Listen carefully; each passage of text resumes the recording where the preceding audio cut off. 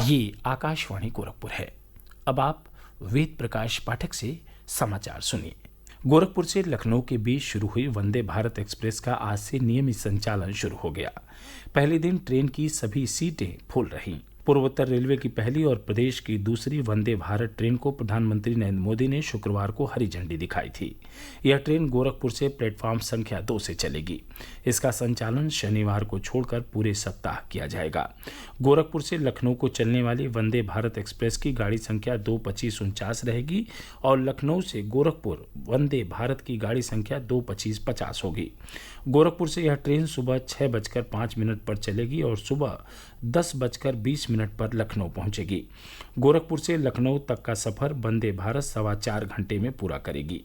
वहीं लखनऊ से यह ट्रेन शनिवार को छोड़कर सप्ताह में प्रतिदिन शाम 7:15 बजे चलेगी और रात 11:25 पर गोरखपुर पहुंचेगी। अप और डाउन में यह ट्रेन 2 स्टेशनों अयोध्या और बस्ती में भी रुकेगी। वंदे भारत एक्सप्रेस में कुल 8 कोच हैं, जिनमें 7 एसी चेयर कार और 1 एग्जीक्यूटिव श्रेणी का है। कैटरिंग शुल्क के साथ एसी चेयर कार का गोरखपुर से लखनऊ तक का किराया 890 रुपये है, जबकि एग्जीक्यूटिव श्रेणी का किराया 1670 रुपये है। एसी चेयर कार का गोरखपुर से बस्ती का किराया 435 रुपये और गोरखपुर से अयोध्या का किराया 665 रुपये है।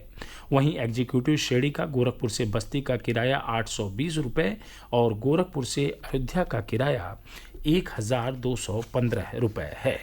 रेल मंत्रालय ने वंदे भारत सहित सभी रेलगाड़ियों के वातानुकूलित और विशेष श्रेणी के किरायों में 25% की कटौती की घोषणा की है।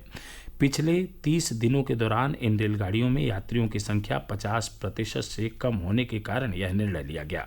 मंत्रालय ने एसी बोगियों में यात्रियों की संख्या बढ़ाने और किराए में रियायत देने की योजना को लागू करने की जिम्मेदारी क्षेत्रीय रेलवे को देने का निर्णय लिया है। केंद्रीय वाणिज्य एवं उद्योग राज्य मंत्री अनुप्रिया पटेल ने आज अपने संसदीय क्षेत्र मिर्जापुर में आमघाट चुनार मार्ग पर आमघाट रेलवे क्रॉसिंग पर प्रस्तावित ओवरब्रिज स्थल का निरीक्षण किया। केंद्रीय राज्य मंत्री की पहल पर इस पुल का निर्माण 60 करोड़ रुपए से अधिक की धनराशि से किया जाएगा।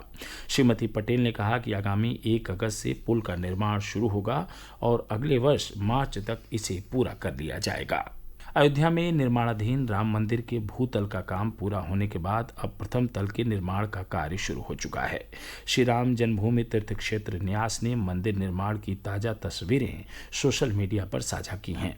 इनमें प्रथम तल पर खंभों के निर्माण का कार्य तेजी से होता दिखाई दे रहा है। साथ ही स्तंभों पर मूर्तियों को उकेरने का कार्य भी चल रहा है। प्रथम तल पर ही राम दरबार की स्थापना की जाएगी। वहीं भूतल पर नक्काशी का कार्य भी तेजी से जारी है। भूतल पर भगवान राम का गर्भगृह होगा। अगले वर्ष जनवरी में गर्भगृह में रामलला की प्राण प्रतिष्ठा की जाएगी। प्रदेश सरकार ने कल देर रात 4 वरिष्ठ आईएएस अधिकारियों का स्थानांतरण किया। इनमें गोरखपुर के मंडलायुक्त रवि कुमार एनजी भी शामिल हैं।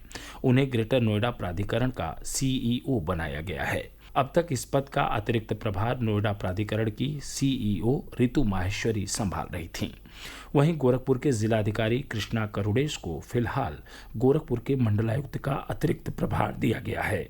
इसके अलावा प्रदेश सरकार ने नगर विकास विभाग के सचिव रंजन कुमार का स्थानांतरण चिकित्सा एवं स्वास्थ्य विभाग में इसी पद पर किया है। वहीं चिकित्सा एवं स्वास्थ्य विभाग के सचिव रविंद्र को सचिव नगर विकास बनाया गया है।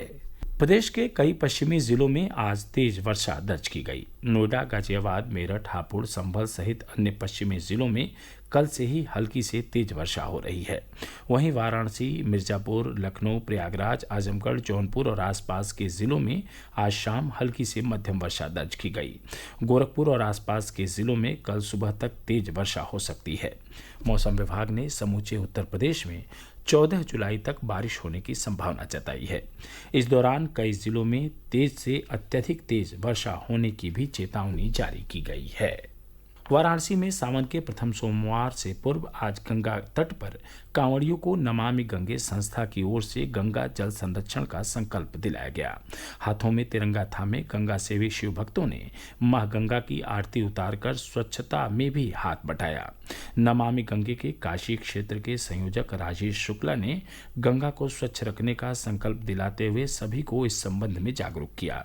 उन्होंने कांवड़ियों को सिंगल यूज प्लास्टिक का उपयोग न करने की शपथ दिलाई। दिलाई। उन्होंने कहा कि कांवड़ यात्रा धार्मिक आस्था के साथ साथ हमें जल संचयन का महत्व भी बताती है। श्री शुक्ला ने कहा कि कांवड़ यात्रा की सार्थकता तभी है जब हम सब मिलकर जल बचाएं और नदियों को स्वच्छ रखें। इसके साथ ही क्षेत्रीय समाचारों का बुलेटिन समाप्त हुआ। नमस्कार।